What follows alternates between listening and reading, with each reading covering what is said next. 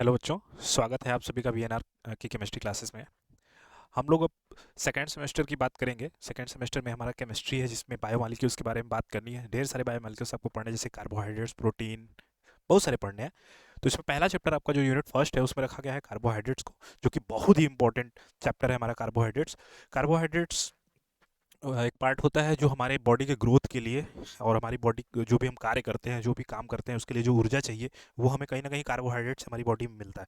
ठीक है, तो कार्बोहाइड्रेट्स बहुत ही इंपॉर्टेंट टॉपिक है और हम लोग इस यूनिट में सीखेंगे कि कार्बोहाइड्रेट्स क्या होते हैं, कार्बोहाइड्रेट्स कितने प्रकार के हो सकते हैं। ठीक है, उनके क्लासिफिकेशन को हम कैसे करेंगे। अगर हम कार्बोहाइड्रेट्स की चेन को लंबी करना चाहें, जैसे कि कार्बोहाइड्रेट, अब चूंकि कार्बोहाइड्रेट कई रूपों में पाया जाता है, आपने सुना होगा कि कार्बोहाइड्रेट ग्लूकोज को भी कार्बोहाइड्रेट कह लेते हैं, फ्रक्टोज को भी कार्बोहाइड्रेट कह लेते हैं, स्टार्च को भी कार्बोहाइड्रेट कह लेते हैं। ठीक है, तो ये कैसे बनते हैं, एक दूसरे में कैसे कन्वर्ट होते हैं, इनकी चेन कैसे लंबी होती है, कैसे छोटी होती है, इन सब के बारे में बात करना है आपको इस सिलेबस में। ठीक, तो सबसे पहले शुरुआत करते हैं आज हम लोग, जो बहुत इंपॉर्टेंट टॉपिक हमारा कार्बोहाइड्रेट्स है। आज हम लोग इंट्रोडक्शन से शुरुआत करेंगे, देखेंगे पहले कि कार्बोहाइड्रेट्स हैं क्या और इनके क्लासिफिकेशन के बारे में बात करेंगे कि कैसे क्लासिफाइड किए जाते हैं कार्बोहाइड्रेट्स को। ठीक, तो हमारे बहुत इंपॉर्टेंट टॉपिक कार्बोहाइड्रेट्स, उसके बारे में बात करते हैं। आइए शुरू करते हैं कार्बोहाइड्रेट्स के बारे में और डिटेल में चर्चा करेंगे। हम लोग देखेंगे कि कार्बोहाइड्रेट्स क्या होता है। ठीक, तो हमारा बहुत इंपॉर्टेंट टॉपिक कार्बोहाइड्रेट्स। चलिए, जैसे कि अगर हम इंट्रो की बात करें, इंट्रोडक्शन की बारे में बात करें कि इंट्रोडक्शन क्या है, कार्बोहाइड्रेट्स को देखने की कोशिश करें, समझने की कोशिश करें, तो इंट्रोडक्शन के बारे में देखें तो क्या होता है। देखिए, कार्बोहाइड्रेट्स लगभग लगभग 19 सेंचुरी, हाँ 19वीं शताब्दी के आसपास ही कार्बोहाइड्रेट्स के बारे में बात की जाती थी। जैसे कि कहा जाता था कि जैसे स्टार्च होते हैं, जैसे स्टार्च हो गया, लेनिन हो गया, ये सब वुड हो गया, जो भी चीज़ें हैं, ये इनका जो कंपोजिशन होता है किससे मिलके बना होता है। देखिए, कार्बोहाइड्रेट्स जो हैं, कार्बोहाइड्रेट्स में अगर हम मेन एलिमेंट्स की बात करें कि कौन कौन से एलिमेंट्स से मिलकर कार्बोहाइड्रेट बने होते हैं, तो जो कार्बोहाइड्रेट्स होते हैं उनमें तीन एलिमेंट्स इंपॉर्टेंट, बहुत महत्वपूर्ण होते हैं। एक होता है कार्बन, हाइड्रोजन और ऑक्सीजन। इन तीनों एलिमेंट से मिलके बने होते हैं। यही तीनों एलिमेंट्स हमारे अलग अलग तरीके से एक दूसरे से जुड़कर कार्बोहाइड्रेट का निर्माण करते हैं। तो हम इसका जनरल फॉर्मूला, अगर कार्बोहाइड्रेट के बारे में बात करें कि जनरल फॉर्मूला क्या है, तो हम जनरल फॉर्मूला देख सकते हैं। कार्बोहाइड्रेट क्या होता है, सी एक्स, ठीक है, एच टू ओ वाई के रूप में, C X H two O Y के रूप में। अब यहाँ एक्स क्या है, कार्बन की संख्या, वाई क्या है, जितने हमारे हाइड्रोक्सी जुड़े, हमारे जितने भी वाटर मॉलिक्यूल उसमें जुड़े हो सकते हैं, तो उनकी संख्या को हम क्या बोलते हैं, वाई। ठीक है, तो इंट्रोडक्शन के बारे में देखें तो जो कार्बोहाइड्रेट्स होता है वो क्या होता है कि नेचुरल कंपाउंड्स होते हैं। ठीक है, carbohydrate class of naturally occurring compounds and derivatives form from them. जो कार्बोहाइड्रेट, देखिए हमारे प्रकृति ने हमें बहुत कुछ दिया हुआ है, जैसे कार्बोहाइड्रेट, कार्बोहाइड्रेट से प्लांट्स होते हैं, प्लांट्स वो क्या करते हैं, सन से, ठीक है, कार्बन डाइऑक्साइड गैस और सन से जो हमारा एनर्जी लेके, लाइट लेके कार्बोहाइड्रेट में कन्वर्ट करता है। हाँ, कार्बन डाइऑक्साइड गैस को, ये हमारा, आपने पढ़ा होगा फोटोसिंथेसिस, फोटोसिंथेसिस के बारे में आपने बात देखा होगा कि फोटोसिंथेसिस क्या होता है। तो जो हमारे प्लांट्स होते हैं वो क्या करते हैं, कार्बन डाइऑक्साइड गैस को और वाटर मॉलिक्यूल, वाटर को धरती से, जमीन के नीचे से वाटर लेकर और कार्बन डाइऑक्साइड गैस लेकर, इन दोनों को, जो हमारी सन, हमारा जो सोर्स होता है, सन होता है सोर्स, वहाँ से लाइट लेकर, और क्लोरोफिल, पत्ती में क्लोरोफिल ऑटोमेटिक पाए जाते हैं। तो क्लोरोफिल की उपस्थिति में जब water molecule carbon dioxide gas sun की प्रेजेंस में रिएक्शन करता है, तो किसका निर्माण करता है, एक कार्बोहाइड्रेट, या कह लीजिए, या हम क्या कह लें, ग्लूकोज का निर्माण करता है। और ऑक्सीजन गैस मुक्त होती है, जिसे हम श्वसन के रूप में यूज करते हैं।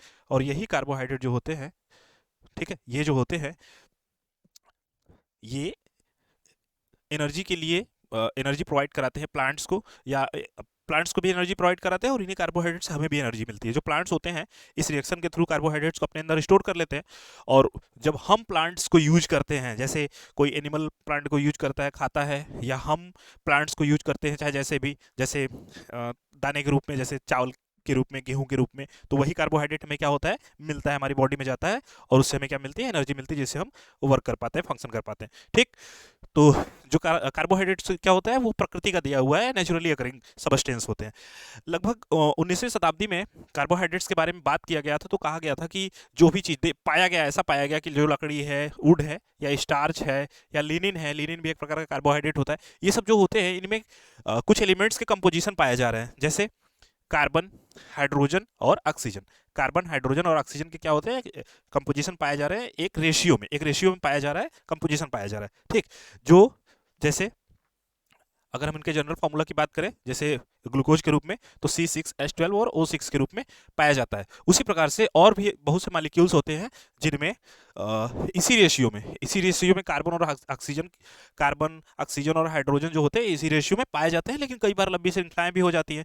तो जब लंबी श्रृंखलाएं हो जाती है तो उनका जो जनरल फार्मूला हम निकाल के क्या लेते हैं, C6H2O और Y। ठीक है, CX H2O Y।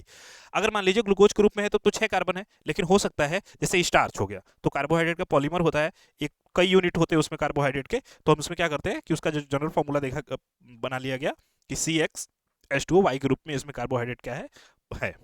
ठीक, कार्बोहाइड्रेट को हम जो कार्बोहाइड्रेट होता है उसको हम वाटर कार्बन के नाम से भी जानते हैं। अगर हम इस रूप में लिख रहे हैं CX H2O Y के रूप में लिख रहे हैं, तो कहीं ना कहीं इस कार्बन को हम किसके साथ जोड़ रहे हैं, वाटर मॉलिक्यूल के साथ जोड़ रहे हैं, तो इसीलिए हम कार्बोहाइड्रेट को वाटर कार्बन के नाम से भी जानते हैं। ठीक, चलिए, जो हमारा कार्बोहाइड्रेट होता है ये बहुत ही मोस्ट अबंडेंट होता है, वाइड स्प्रेड ऑर्गेनिक कंपाउंड्स होता है, ये बहुतायत मात्रा में पाया जाता है कार्बोहाइड्रेट्स। आप किसी भी प्लांट में जहाँ भी अपने आसपास देखते हैं, कोई भी प्लांट्स देखते हैं हर जगह, तो वो क्या उसमें क्या कहीं ना कहीं क्या पाया जाता है, कार्बोहाइड्रेट पाया जाता है। तो ये क्या है, बहुत ही वाइड स्प्रेड ऑर्गेनिक सब्सटेंस होता है, ठीक, जो प्रकृति में पाया जाता है।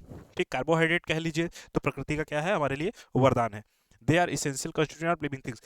जो कार्बोहाइड्रेट्स है, अगर कार्बोहाइड्रेट नहीं होता तो जो भी हमारे लिविंग थिंग्स हैं वो वर्क फंक्शन नहीं कर पाते, जो भी लिविंग थिंग्स है वो काम नहीं कर पाता। तो कार्बोहाइड्रेट्स का होना बहुत जरूरी है। कार्बोहाइड्रेट्स हमें क्या मिलती है, ऊर्जा मिलती है। जैसे ये रिएक्शन की बात करें कि प्लांट हमारा कैसे कार्बोहाइड्रेट का निर्माण करता है, तो आप इसको जानते होंगे, छोटी क्लास से भी पढ़ते आ रहे हैं, पिछली क्लासों में भी आप लोगों ने पढ़ा होगा कि प्लांट जो है कैसे ग्लूकोज का निर्माण करते हैं या कैसे अपने लिए भोजन का निर्माण करते हैं। तो उस प्रक्रिया को हम क्या बोलते हैं, फोटोसिंथेसिस। क्या बोलते हैं, फोटोसिंथेसिस। तो अगर हम सिंथेसिस अब कार्बोहाइड्रेट्स इन प्लांट की बात करें कि कार्बोहाइड्रेट जो होता है प्लांट में कैसे सिंथेसिस होता है, तो कार्बोहाइड्रेट प्लांट में सिंथेसिस होता है फोटोसिंथेसिस के माध्यम से। तो इसके बारे में आप लोग जानते हैं कि carbon dioxide gas, water molecule energy लेकर, सन से एनर्जी लेकर क्लोरोफिल की उपस्थिति में जो कि पत्ती में पाया जाता है, किसमें निर्माण करता है, ग्लूकोज और ऑक्सीजन में कन्वर्ट हो जाता है। और यही ग्लूकोज हमारा क्या है, कार्बोहाइड्रेट का एक मोनोसेकेराइड है, कार्बोहाइड्रेट का एक छोटा सा रूप है। ठीक है, अब देखिए बच्चों, अब यहां पे हमारा क्या है कि अगर हम इसी रिएक्शन को उल्टा कर दें, अगर हम ग्लूकोज मॉलिक्यूल को ऑक्सीजन के साथ बर्न कराएं, जैसे हमारी बॉडी में कहते हैं कि कार्बोहाइड्रेट कैसे एनर्जी देता है, कि कार्बोहाइड्रेट हमें एनर्जी कैसे दे रहा है, तो कार्बोहाइड्रेट हमें एनर्जी कैसे देता है कि अगर हम कार्बोहाइड्रेट को ऑक्सीजन के रूप में बर्न कराएं, जैसे ऑक्सीजन की उपस्थिति में बर्न कराएं, तो यही कार्बोहाइड्रेट वापस से किसमें कन्वर्ट होता है, कार्बन डाइऑक्साइड गैस और वाटर मॉलिक्यूल में, और साथ ही साथ जिस एनर्जी के साथ जो एनर्जी लेकर ये ग्लूकोज में कन्वर्ट हुआ था, वही एनर्जी क्या होगी, इसमें से वापस बाहर रिलीज होगी, और वही ऊर्जा हमें मिलती है। उसी ऊर्जा से हम क्या करते हैं, वर्क फंक्शन कर पाते हैं।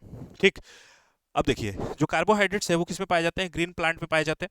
ठीक, कार्बोहाइड्रेट कहाँ पाए जाते हैं, तो अगर हम सिंथेसिस इन प्लांट की बात करें तो कार्बोहाइड्रेट कहाँ पाया जा रहा है, ग्रीन प्लांट में पाया जा रहा है। कैसे पाया जा रहा है, carbon dioxide gas water molecule के साथ फोटोसिंथेसाइज होकर ग्लूकोज में या कार्बोहाइड्रेट में क्या होते हैं, कन्वर्ट होते हैं। और प्लांट से ही, जैसे हमारी बॉडी में ग्लूकोज बनता नहीं है, हमारी बॉडी में ग्लूकोज नहीं बनता, हम कहाँ से ग्लूकोज पाते हैं या हम कार्बोहाइड्रेट कहाँ से पाते हैं, वो प्लांट से ही पाते हैं।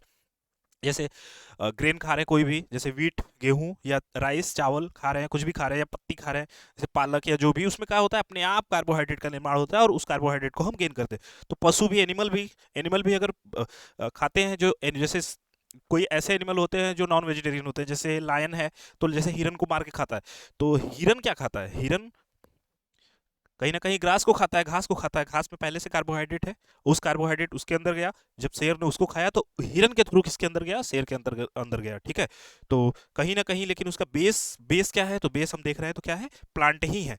तो कार्बोहाइड्रेट अगर मिलता कहीं है, प्रकृति में कहीं मिलता है, तो कहाँ से मिलता है, प्लांट से, और हमें भी कहाँ से मिलता है, प्लांट से ही मिलता है। ठीक, चलिए आगे चलते हैं। अगर आगे की बात करें कि जितने भी कार्बोहाइड्रेट्स होते हैं, इसमें क्या होता है, कार्बन, हाइड्रोजन और ऑक्सीजन एटम। ठीक, और ये जो हाइड्रोजन, ऑक्सीजन और होता है, ये क्या होते हैं, पॉलीहाइड्रोक्सी के रूप में उसमें जुड़े होते हैं। ठीक, और एल्डिहाइड और कीटोन के रूप में भी जुड़े हो सकते हैं, और ये ब्रेक भी हो सकते हैं। ठीक है, ब्रेक भी हो सकते हैं, जैसे बड़े बड़े कार्बोहाइड्रेट्स हैं, जैसे स्टार्च है या फाइबर है, ये सब क्या है, ये स्वीट टेस्टिंग कंपाउंड्स होते हैं। ठीक, अरे बात समझ में, जैसे ये देखिए हमारा, जैसे अगर हम इसकी बात करें CXH2O, ये हमारा कार्बोहाइड्रेट है, ठीक।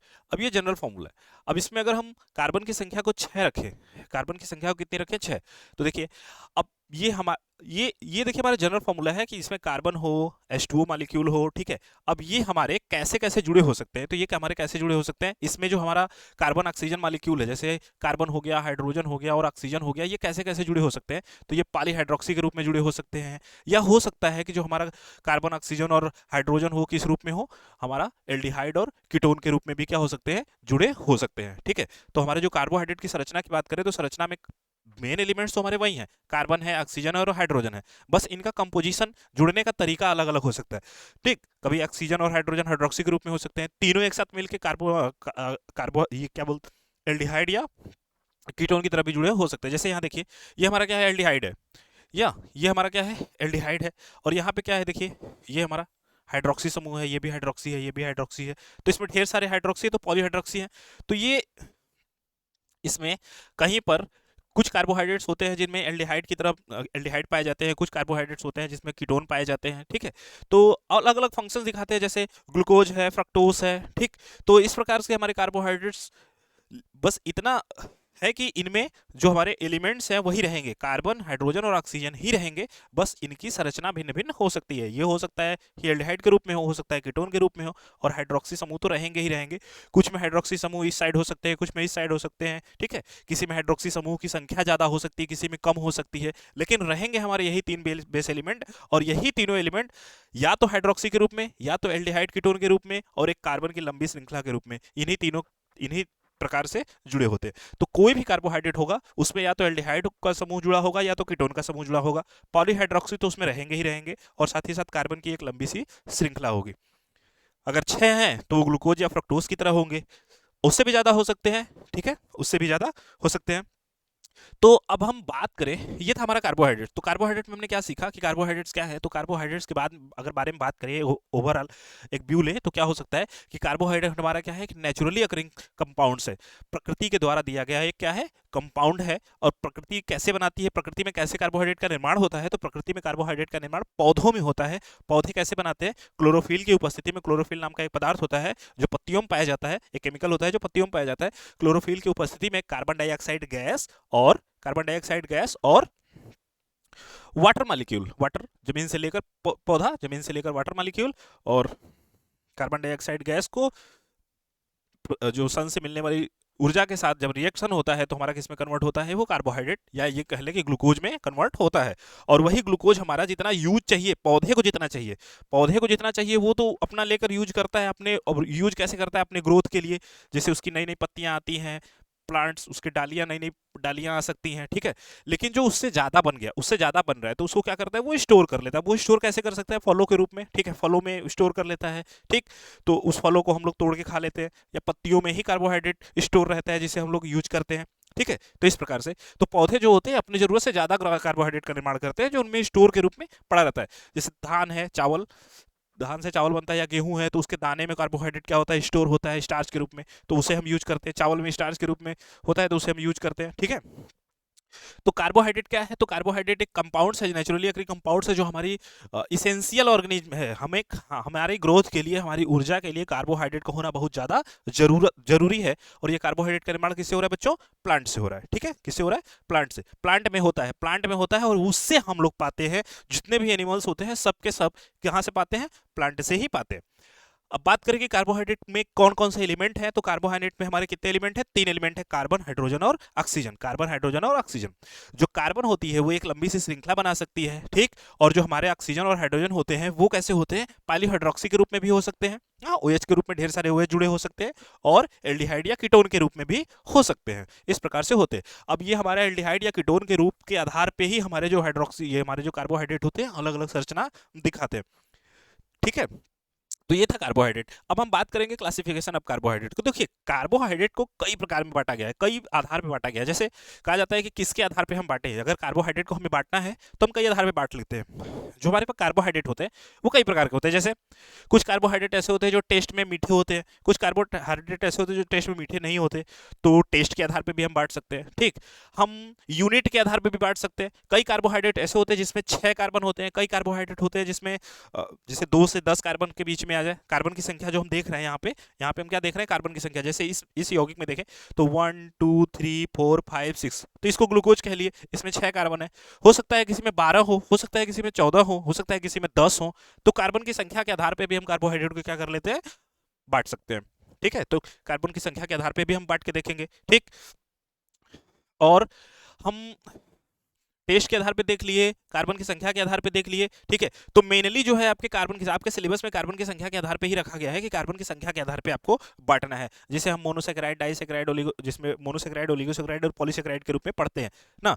तो आइए हम क्लासिफिकेशन के बारे में समझते हैं कि कार्बोहाइड्रेट का क्लासिफिकेशन कैसे किया जाता है। तो देखिए, कार्बोहाइड्रेट जो होता है, कार्बोहाइड्रेट को हम कई पार्ट में डिवाइड कर सकते हैं। तो सबसे पहले एक सिंपल तरीके से अगर देखने की कोशिश करें, नॉर्मल तरीके से देखने की कोशिश करें, तो हम कार्बोहाइड्रेट को दो तरीके में बांट सकते हैं। एक होता है सिंपल और दूसरा होता है कॉम्प्लेक्स।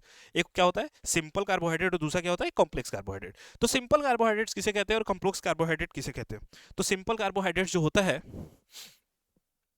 वो, देखिए, अब हम लोग कहाँ कहाँ कार्बोहाइड्रेट्स यूज करते हैं, जैसे कोल्ड ड्रिंक पीते हैं, ठीक, या कुछ भी खाते पीते हैं, कोई भी मार्केट से सामान खरीद के, जैसे कि या घरों में भी हमारे होता है, जैसे दूध होता है, फल होते हैं, फ्रूट्स होते हैं, या हम खाना में जो भी खा रहे हैं, चावल खा रहे हैं, रोटी खा रहे हैं, सब्जी खा रहे हैं, जो भी खा रहे हैं, उनमें कार्बोहाइड्रेट्स पाया जाता है। तो जो हम कार्बोहाइड्रेट्स को यहाँ डिवाइड कर रहे हैं सिंपल और कॉम्प्लेक्स में, सिंपल, तो सिंपल और कॉम्प्लेक्स, ये सिंपल और कॉम्प्लेक्स किसे बोलेंगे? देखिए, सिंपल कार्बोहाइड्रेट क्या होता है, सिंपल कार्बोहाइड्रेट वे कार्बोहाइड्रेट होते हैं जो बहुत ही आसानी से क्या हो, बहुत ही आसानी से, जैसे कि हमने लिया और हमें तुरंत एनर्जी मिल गया, ठीक, बहुत ही आसानी से पच गया, ठीक, बहुत जल्दी तुरंत एनर्जी दे दिया, तो उसे हम सिंपल कार्बोहाइड्रेट कहते हैं, या आसानी से ब्रेक होकर खत्म हो जाए। और जो कॉम्प्लेक्स कार्बोहाइड्रेट होते हैं, ये क्या होते हैं कि ये आसानी से ब्रेक नहीं होते, ये क्या होते हैं, लंबे टाइम तक एनर्जी देते हैं हमें। क्या करते हैं, लंबे टाइम तक एनर्जी से, ठीक, जैसे कोई भी चीज आपने, आपको वीकनेस महसूस हो रहा है, आपने ग्लूकोज को तुरंत घोला और पी लिया। मार्केट में ग्लूकोज आता है, ग्लूकोज, तो हम क्या करते हैं, एक चम्मच ग्लूकोज लेते हैं, पानी मिलाते हैं गिलास में और पी लेते हैं, तो हमें एनर्जी महसूस होता है, तो तुरंत एनर्जी महसूस होता है, तो उसे हम क्या बोलेंगे, सिंपल कार्बोहाइड्रेट। लेकिन वहीं अगर हम कॉम्प्लेक्स कार्बोहाइड्रेट की बात करें, जैसे हम चावल में स्टार्च पाया जाता है, उस पर कार्बोहाइड्रेट की एक लंबी श्रृंखला होती है, उसे हम तुरंत चावल को खाएं तो तुरंत हमें एनर्जी महसूस नहीं होगा, उस एनर्जी को महसूस होगा वो, और वो थोड़ा टाइम लगेगा उसको, वो जाएगा हमारी बॉडी में और टूटेगा। जैसे लंबा कार्बोहाइड्रेट का स्टार्च की यूनिट, लंबी यूनिट है, वो छोटे छोटे टुकड़ों में टूटेगी, टूट के ग्लूकोज में कन्वर्ट होगी, उसके बाद हमें एनर्जी मिलेगी, तो उसमें थोड़ा लंबा प्रोसेस लगेगा। ठीक है, तो ऐसे कार्बोहाइड्रेट को हम क्या बोलते हैं, कॉम्प्लेक्स कार्बोहाइड्रेट बोलते हैं। सिंपल कार्बोहाइड्रेट का ड्यूरेशन कम होता है, मतलब ये एनर्जी रखने का टाइम कम होता है, ये पचा खत्म हो गया। और जो कॉम्प्लेक्स कार्बोहाइड्रेट है तो ये लंबे टाइम तक हमें एनर्जी देते हैं, धीरे धीरे पचते हैं, धीरे धीरे टूटते हैं और धीरे धीरे एनर्जी देते रहते हैं। ठीक, तो आया समझ में कि सिंपल कार्बोहाइड्रेट और कॉम्प्लेक्स कार्बोहाइड्रेट क्या है। तो सिंपल कार्बोहाइड्रेट क्या होता है, तो सिंपल कार्बोहाइड्रेट होता है, these called simple because they break easily. क्या होता है, ऐसे कार्बोहाइड्रेट जो बहुत ही इजीली ब्रेक हो जाए, बहुत ही इजीली ब्रेक होकर हमें क्या दे, तुरंत इंस्टेंट एनर्जी दे, उसे हम क्या बोलते हैं, सिंपल कार्बोहाइड्रेट। और यही जो कार्बोहाइड्रेट होते हैं हमारी बॉडी में प्रॉब्लम्स क्रिएट करते हैं, जैसे शुगर हो जाता है, तो यही सब कार्बोहाइड्रेट जो इंस्टेंट एनर्जी देने वाले कार्बोहाइड्रेट्स होते हैं, ये ज़्यादा प्रॉब्लम्स करते हैं हमारी बॉडी में। ठीक, अब ये पाए कहाँ जाते हैं, तो सिंपल कार्बोहाइड्रेट जो होता है बच्चों, ज़्यादातर से कोल्ड ड्रिंक्स में, बिस्कुट में, चॉकलेट में, इन सब चीज़ों में क्या पाया जाता है, सिंपल कार्बोहाइड्रेट पाया जाता है, सिंपल कार्बोहाइड्रेट। ठीक, अरे बात समझ में, सिंपल कार्बोहाइड्रेट्स कहाँ कहाँ पाए जाते हैं, कोल्ड ड्रिंक्स में पाए जाते हैं, बिस्कुट में या चॉकलेट, इन सब चीज़ों में सिंपल कार्बोहाइड्रेट्स पाए जाते हैं। ये तुरंत इंस्टेंट एनर्जी देने वाले सब्सटेंस होते हैं। ठीक, simple carbohydrates also include naturally occurring sugars like fruits में भी पाए जाते हैं। अब जैसे आपको तुरंत इंस्टेंट एनर्जी चाहिए, इंस्टेंट एनर्जी, आपने क्या किया कि सोचा कि भोजन कर ले, आप काफ़ी थके हुए हैं, आपके पास एनर्जी बहुत कम है, आप भोजन करें, सोचें भोजन करने के बाद हमें तुरंत एनर्जी मिलेगी, तो नहीं मिलेगी। ठीक, उसमें टाइम लगेगा, वो पचेगा, धीरे धीरे टूटेगा, उसकी जो कार्बोहाइड्रेट्स लंबी श्रृंखला होगी, छोटे छोटे मोनोमर्स में टूटेंगे और तब एनर्जी मिलेगी। लेकिन आप जूस ले लीजिए, जैसे आपने संतरे का जूस ले लिया, ठीक, अब संतरे के जूस में या अंगूर में सबसे ज़्यादा पाया जाता है, लगभग 20 से 30% तक पाया जाता है फ्रक्टोज। तो आपने तुरंत ले लिया अंगूर का जूस निकाल के पी लिया, अब अंगूर का जूस पी लिया तो आपको तुरंत एनर्जी महसूस होगी, थोड़ी देर में एनर्जी महसूस होना शुरू हो जाएगी, क्योंकि उसमें जो कार्बोहाइड्रेट होता है उसकी छोटी सी यूनिट होती है और वो बहुत ही आसानी से पच जाता है, और बहुत ही आसानी से पचने के बाद तुरंत ब्रेक होता है और तुरंत एनर्जी रिलीज करता है, और बहुत तेजी से एनर्जी रिलीज करता है, और हमें क्या होती है, एनर्जी मिलती है, जिससे हम अपना जो हमारा वीकनेस है वो दूर हो जाता है। ठीक, तो इसी प्रकार से ये हमारे जो नेचुरली अकरिंग शुगर्स होते हैं, सिंपल शुगर्स होते हैं, नेचुरली अकरिंग जो सिंपल कार्बोहाइड्रेट्स है वो कौन है? फ्रूट्स। फ्रूट्स में पाए जाते हैं। अब जूस निकाल के पीजिए, तुरंत आपको एनर्जी महसूस होगी। ठीक, तो इजीली ब्रेकेबल होते हैं। आपको समझ में आया कि सिंपल कार्बोहाइड्रेट्स क्या है? सिंपल कार्बोहाइड्रेट्स वो होते हैं जो आसानी से ब्रेक हो जाए, जो बहुत ही आसानी से ब्रेक होकर हमें क्या दे दे? एनर्जी दे दे। और जो मैन्युफैक्चर्ड सबस्टेंस होते हैं, जो हम ह्यूमन मैन्युफैक्चर्ड सबस्टेंस होते हैं, जैसे कोल्ड ड्रिंक्स हो गया, बिस्किट हो गया, चॉकलेट्स हो गया, इन सब चीज़ों में पाए जाते हैं। यहाँ देखिए ढेर सारे एग्जाम्पल है आपके। सिंपल कार्बोहाइड्रेट्स कहाँ जा पाए जा रहे हैं? देखिए फ्रूट्स में, मिल्क में, वेजिटेबल्स में, ये सब क्या है? बहुत सिंपल कार्बोहाइड्रेट्स पाए जाते हैं।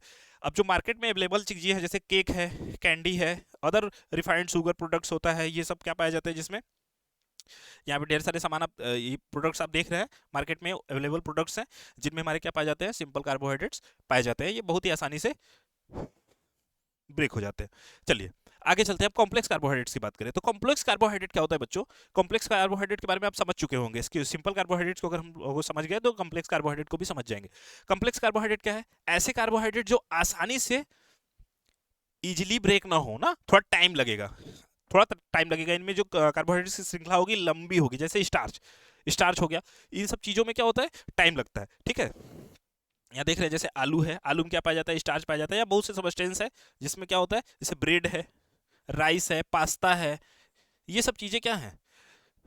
जो वेजिटेबल्स भी कुछ होते हैं जिनमें कॉम्प्लेक्स कार्बोहाइड्रेट होता है, कुछ वेजिटेबल्स होते हैं जिसमें सिंपल कार्बोहाइड्रेट्स पाए जाते हैं, कुछ वेजिटेबल्स होते हैं जिसमें कॉम्प्लेक्स कार्बोहाइड्रेट, जैसे वेजिटेबल में कॉम्प्लेक्स कार्बोहाइड्रेट में आलू, आलू बहुत बढ़िया है एग्जांपल कार्बोहाइड्रेट्स का, उसमें खूब मात्रा में कार्बोहाइड्रेट्स पाए जाते हैं, स्टार्च पाए जाते हैं। कई बार शुगर के पेशेंट को आलू मना कर देते हैं डॉक्टर कि आप जो शुगर के पेशेंट हैं उनको पोटैटो नहीं खाना चाहिए। क्यों? क्योंकि शुगर का पेशेंट मतलब, शुगर का मतलब क्या है? कार्बोहाइड्रेट, आपके शरीर में कार्बोहाइड्रेट की मात्रा बढ़ गई है, तो कार्बोहाइड्रेट, अब आलू में तो स्टार्च पाया जा रहा है, वो ब्रेक होगा तो शुगर में ही, तो कहीं ना कहीं वो टूटेगा, ग्लूकोज में ही टूटेगा, तो आपके बॉडी में और ज़्यादा बढ़ेगा, इसलिए मना करते हैं डॉक्टर कि नहीं खाना चाहिए। ठीक, चलिए बात करते हैं कि कॉम्प्लेक्स कार्बोहाइड्रेट क्या है। आप समझ गए होंगे कॉम्प्लेक्स कार्बोहाइड्रेट ये ऐसे पॉलीसेकेराइड्स होते हैं जो टाइम लेता है ब्रेकडाउन में। ऐसे पॉलीसेकेराइड होते हैं जो क्या होता है? ब्रेकडाउन होने में टाइम लगता है। और ये क्या होते हैं? Provide energy for long time. ये लॉन्ग टाइम के लिए हमारे क्या पास क्या करते हैं? एनर्जी को प्रोवाइड कराते हैं।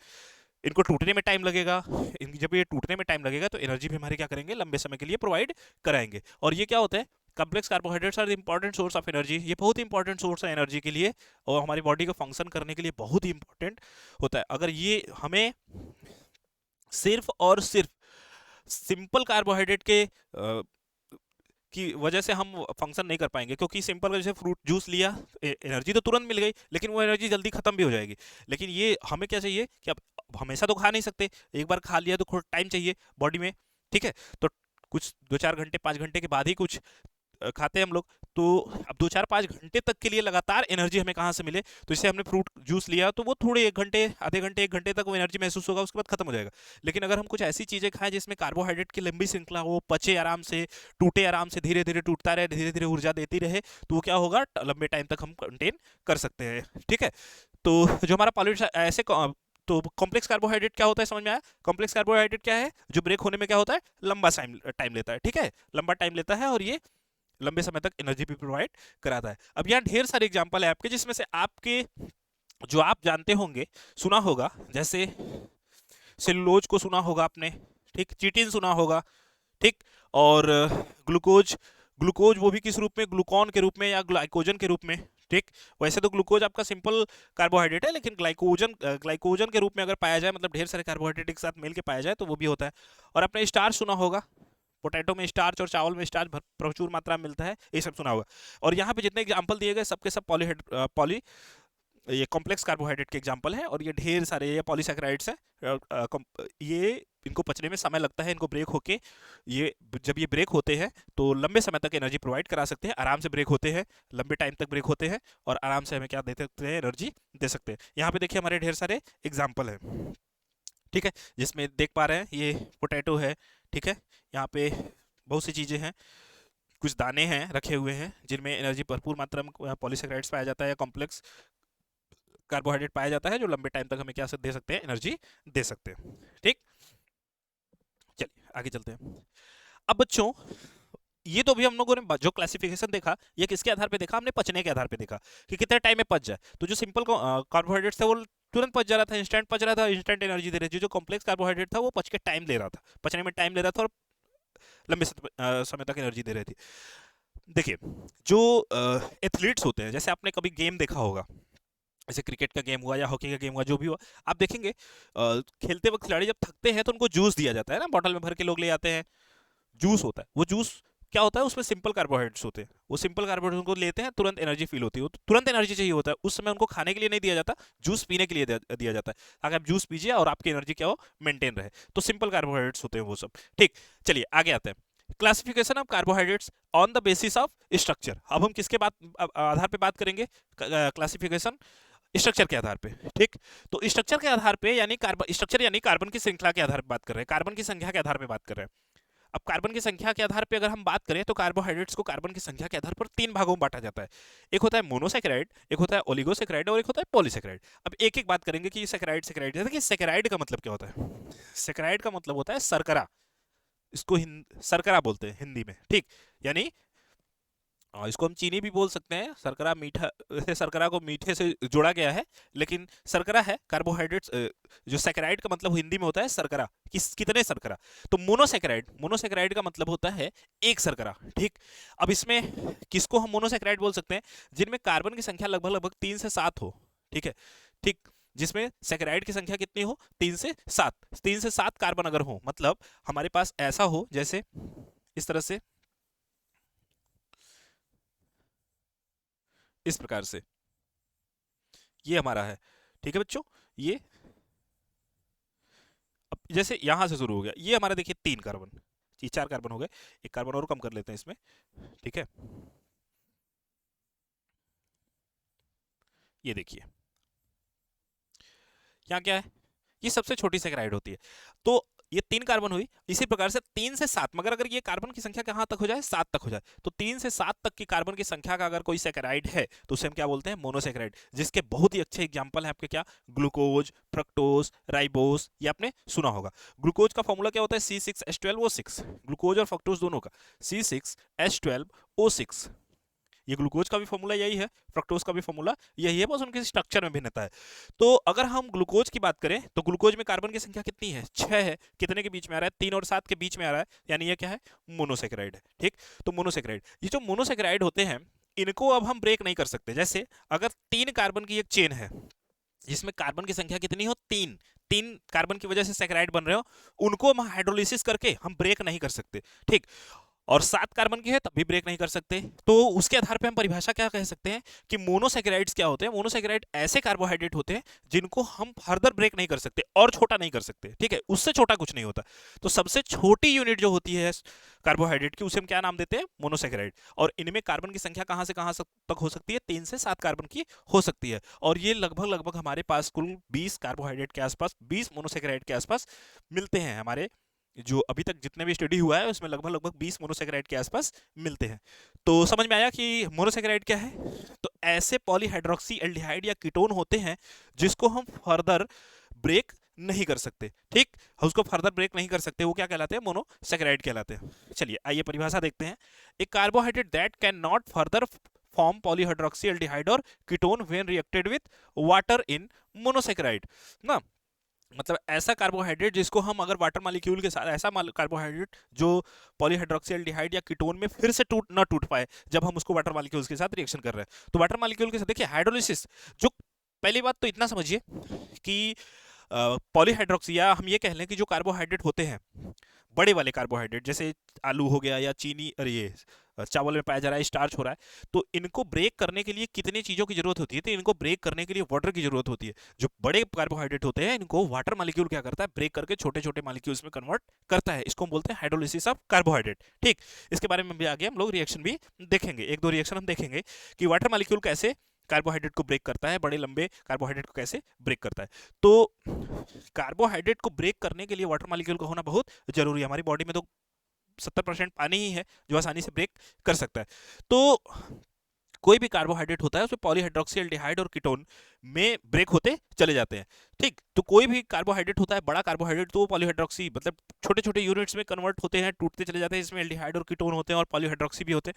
लेकिन ऐसा कार्बोहाइड्रेट जो पॉलीहाइड्रोक्सी एल्डिहाइड या कीटोन में ब्रेक ना हो जब हम वाटर मॉलिक्यूल से रिएक्ट कराएं, तो उसे हम बोलते हैं मोनोसेकेराइड। इनमें कार्बन की संख्या कितनी है, 3 से 7 के आसपास, और ये लगभग लगभग 20 हमारे पास अवेलेबल है, जिसमें ग्लूकोज, फ्रक्टोज और राइबोस हो सकता है। ग्लूकोज, फ्रक्टोज और राइबोज होता है। अब जैसे क्लासिफिकेशन ऑफ मोनोसेक्राइड की बात करें कि कितने हमारे पास है, तो यहाँ देखिए ढेर सारे हैं। जैसे ट्रायोस यानी 3 कार्बन वाले, जिसमें 3 कार्बन वाले कौन कौन से हो सकते हैं? ग्लिसरॉल्डिहाइड हो सकता है, ठीक, डाइहाइड्रोक्सी एसीटोन हो सकता है ना, 3 कार्बन वाले। टेट्रोस यानी 4 कार्बन वाले कौन से हैं? तो 4 कार्बन वाले हमारे क्या है? इरिथ्रोस है, इरिथुलोस है, ठीक।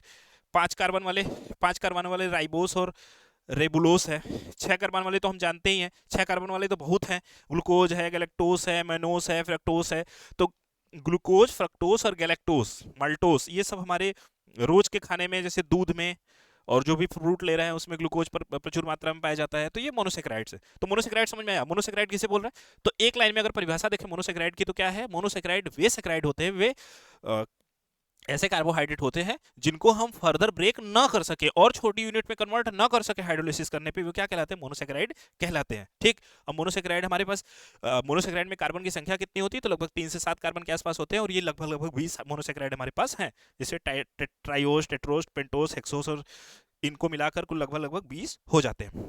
अब आगे बात करें ओलिगोसेक्राइड की, कि ओलिगोसेक्राइड क्या है बच्चों। देखिए, ओलिगोसेक्राइड की बात करें तो हमने मोनोसेक्राइड को देख लिया। मोनोसेक्राइड क्या है? मोनोसेक्राइड का हम हाइड्रोलिसिस कर रहे हैं तो और फर्दर ब्रेक नहीं हो रहा है, लगभग उसमें कार्बन की संख्या क्या है? 3 से 7 के आसपास होती है। अब इसी के आधार पे हम लोग ओलिगोसेक्राइड और पॉलीसेक्राइड के बारे में बात करेंगे। अब ओलिगोसेक्राइड क्या है? ओलिगोसेक्राइड जिसमें हमारे 2 से 10 यूनिट मोनोसेक्राइड के हों, मतलब एक मोनोसेक्राइड, फिर एक मोनोसेक्राइड, फिर एक मोनोसेक्राइड आपस में जुड़कर एक लंबी सी श्रृंखला बनाते, तो उसे हम क्या बोलते हैं? ओलिगोसेक्राइड। अब ये श्रृंखला कितने की हो सकती है? कम से कम 2 मोनोसेक्राइड से शुरू हो, जैसे एक अगर केवल है तो वो तो मोनोसेक्राइड कहलाएगा, लेकिन अगर 2 मोनोसेक्राइड आपस में जुड़ गए तो वो क्या कहलाएगा? ओलिगोसेक्राइड। इसी प्रकार से 2 से लेकर 10 तक अगर आपस में जुड़े हो, मतलब 10 मोनोसेक्राइड भी आपस में अगर जुड़े हो, तो उसे हम क्या बोल सकते हैं? ओलिगोसेक्राइड के अंतर्गत रख सकते हैं। आया समझ में? मोनोसेक्राइड समझ में आ गया? मोनोसेक्राइड क्या है? जिसे हम फर्दर ब्रेक नहीं कर सकते, ठीक। अब ओलिगोसेक्राइड क्या है? तो लगभग 2 मोनोसेक्राइड से लेकर लगभग 10 मोनोसेक्राइड तक अगर आपस में जुड़ जाए, जुड़कर एक लंबी श्रृंखला बनाते चले, तो उसे हम क्या बोलते हैं? ओलिगोसेक्राइड, ठीक है। जैसे यहाँ पे है, देखिए यहाँ पे हमारा क्या है?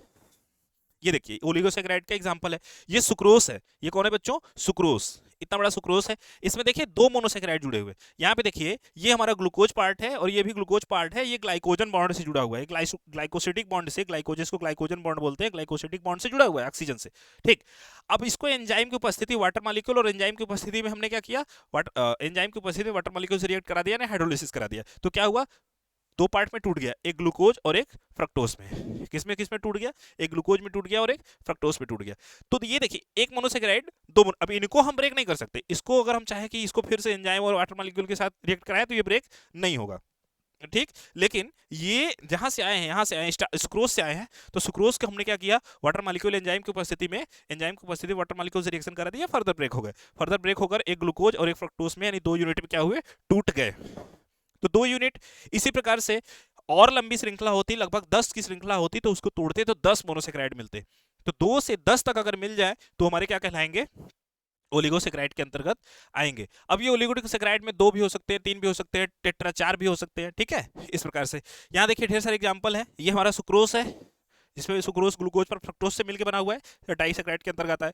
लैक्टोस हमारा ग्लैक्टोस और ग्लूकोज से मिलकर बना होता है, ये ग्लैक्टोस है, ये ग्लूकोज है, इनसे मिलकर बना होता है। माल्टोस हमारा ग्लूकोज और ग्लूकोज, माल्टोज जो होता है ग्लूकोज का 2 यूनिट होता है, ग्लूकोज और ग्लूकोज आपस में मिलकर माल्टोस का निर्माण करते हैं।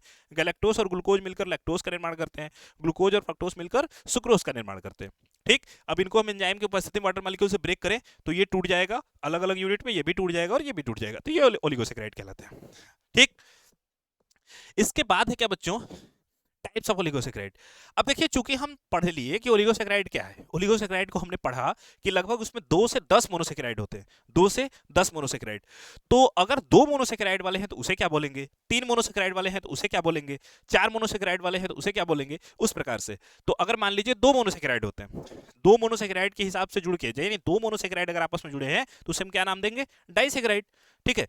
अगर 2 मोनोसेक्राइड आपस में जुड़ के ओलिगोसेक्राइड का निर्माण कर रहे हैं तो उसे क्या बोलेंगे? डाइसेक्राइड। 3 है तो ट्राइसेक्राइड, 4 है तो टेट्रासेक्राइड, ठीक। उसी प्रकार से देखिए, तो these carbohydrates on the hydrolysis produce 2 molecule of monosaccharide, यानी ऐसा ओलिगोसेक्राइड जिसको हम हाइड्रोलिसिस कराएं एंजाइम और वाटर की उपस्थिति में, यहाँ एंजाइम रहेगा, कोई एक एंजाइम होता है, ठीक।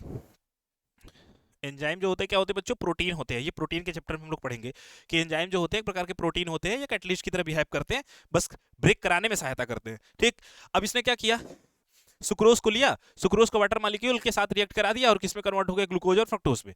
तो बताइए ये क्या था? एक ओलिगोसेक्राइड। टूटा किसमें? दो मोनोसेक्राइड में। तो दो मोनोसेक्राइड में टूटा तो इसमें क्या बोलेंगे? डाइसेक्राइड बोलेंगे। उसी प्रकार से अगर ये तीन में टूट जाए, देखिए तीन में टूटा, तीन में टूटा, ये क्या था? रेफिनोस। क्या है? ये रेफिनोस है। C18H32O16 क्या है? रेफिनोस। इसका नाम रेफिनोस है। रेफिनोस को जब वाटर मॉलिक्यूल के साथ रिएक्ट करते हैं तो तीन मोनोसेक्राइड निकल के बाहर आते हैं। जब तीन मोनोसेक्राइड निकल के बाहर आते हैं तो इसमें क्या बोलेंगे? ट्राइसेक्राइड।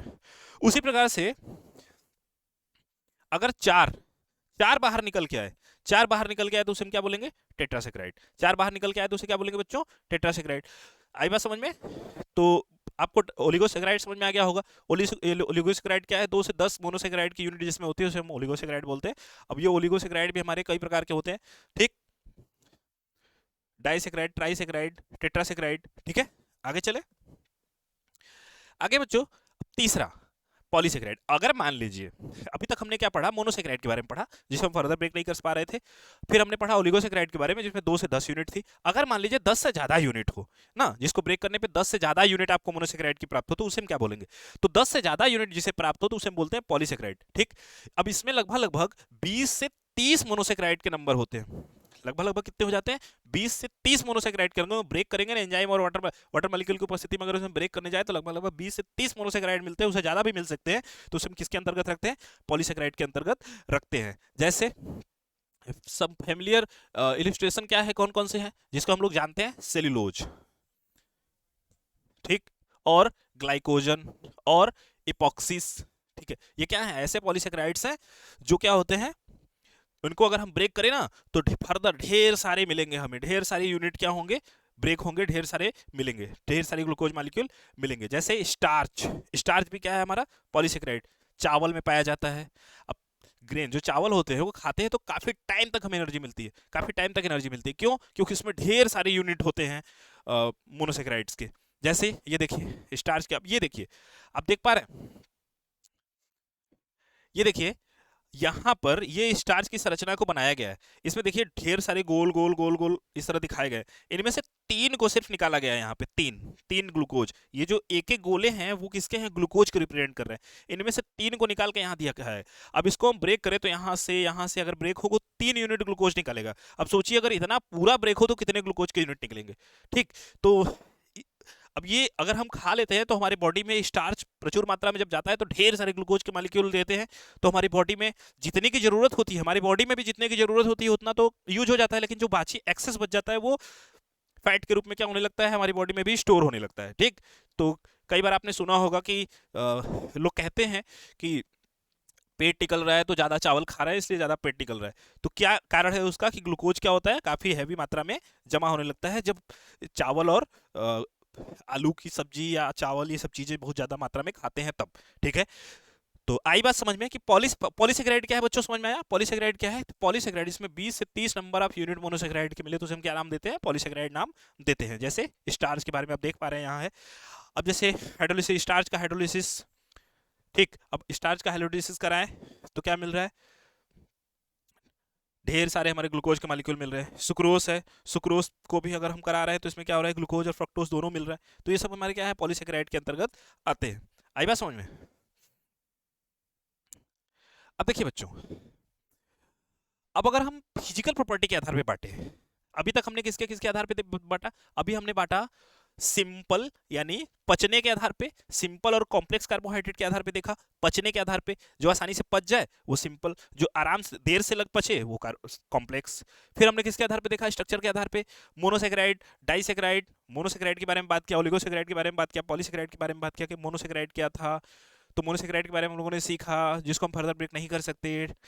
ओलिगोसेक्राइड में भी देखा 2 से 10 यूनिट तक मोनोसेक्राइड आ सकते हैं। पॉलीसेक्राइड में 10 से ज्यादा हो यानी 20 से 30 तक हो सकता है। ठीक, अब हम बात करेंगे किसके आधार पे? फिजिकल प्रॉपर्टी के आधार पे। फिजिकल प्रॉपर्टी का मतलब टेस्ट के आधार पे, जिसको हम शुगर और नॉन शुगर के नाम पे भी जानते हैं। जो हमारे कार्बोहाइड्रेट होते हैं उनको शुगर और नॉन शुगर के नाम पे भी जानते हैं। देखिए कुछ कार्बोहाइड्रेट ऐसे होते हैं जो टेस्ट में मीठे होते हैं, जैसे ग्लूकोज।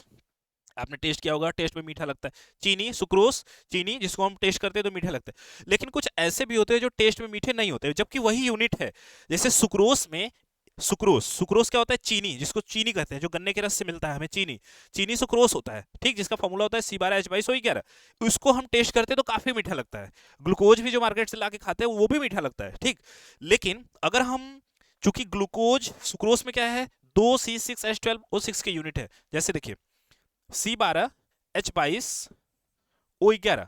अब इसको अगर हम ब्रेक करें, हाइड्रोलिसिस करें, तो हाइड्रोलिसिस करने पे क्या मिलता है? C6H12O6, ठीक। फिर C6H12O6, देख पा रहे हैं, दो ग्लूकोज और फ्रक्टोज के यूनिट मिल रहे हैं।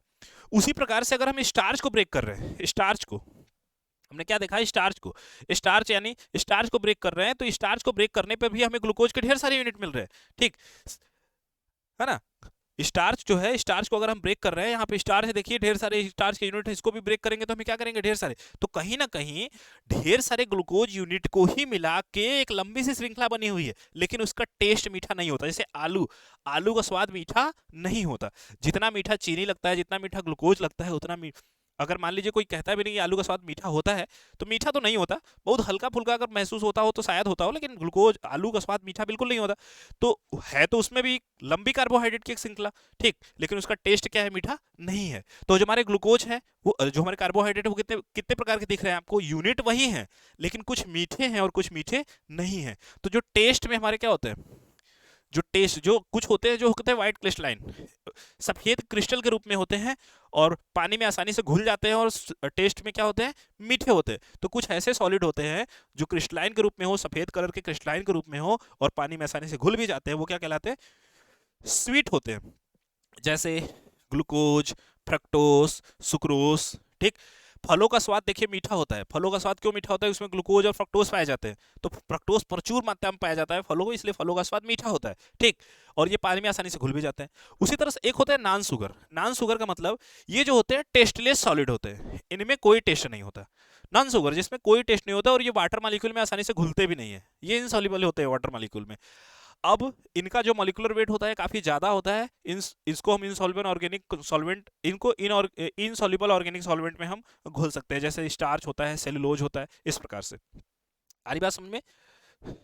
तो इस प्रकार से हमारे क्या है, फिजिकल प्रॉपर्टी के आधार पे हम बांट रहे हैं। तो फिजिकल प्रॉपर्टी के आधार पे हमने पहला क्या देखा? हमने देखा ऐसे कार्बोहाइड्रेट जो स्वाद में मीठे हो, क्रिस्टलाइन हो, व्हाइट क्रिस्टलाइन हो, और पानी में आसानी से घुल जाए, और कुछ ऐसे होते हैं जो पानी में आसानी से घुलते नहीं है, उनमें कोई टेस्ट नहीं होता। ये फिजिकल प्रॉपर्टी के आधार पे हम क्या कर रहे थे? बांट रहे थे, ठीक। तो ये था बच्चों आज का हमारा क्लास। हम लोग बात कर रहे थे कार्बोहाइड्रेट के बारे में। हम लोगों ने बात किया कार्बोहाइड्रेट क्या होता है, इसका इंट्रो देखा, कार्बोहाइड्रेट का निर्माण प्लांट में कैसे होते हैं, तो फोटोसिंथेसिस प्रक्रिया के आधार पर होते हैं। फिर हम लोगों ने कार्बोहाइड्रेट को क्लासिफाइड किया उनके घुलनशीलता के आधार पे, ठीक, उसके स्ट्रक्चर के आधार पे, और उसके फिजिकल प्रॉपर्टी के आधार पे। आई होप आपने समझा होगा कार्बोहाइड्रेट को, ठीक है। तो ठीक है, ये था हमारा हम लोग जो स्टार्ट किया आज हम लोगों ने कार्बोहाइड्रेट। तो ये यूनिट जो हम लोग सेमेस्टर सेकेंड का जो केमिस्ट्री का कंबाइंड सिलेबस है, उसका जो यूनिट फर्स्ट है, उसमें कार्बोहाइड्रेट के बारे में बात किया गया है। तो कार्बोहाइड्रेट के बारे में भी हम लोगों ने ओवरव्यू लिया कि कार्बोहाइड्रेट है क्या, उसके क्लासिफिकेशन के बारे में बात किया हम लोगों ने, ठीक है। तो मिलते हैं नेक्स्ट क्लास में फिर किसी नए लेक्चर के साथ।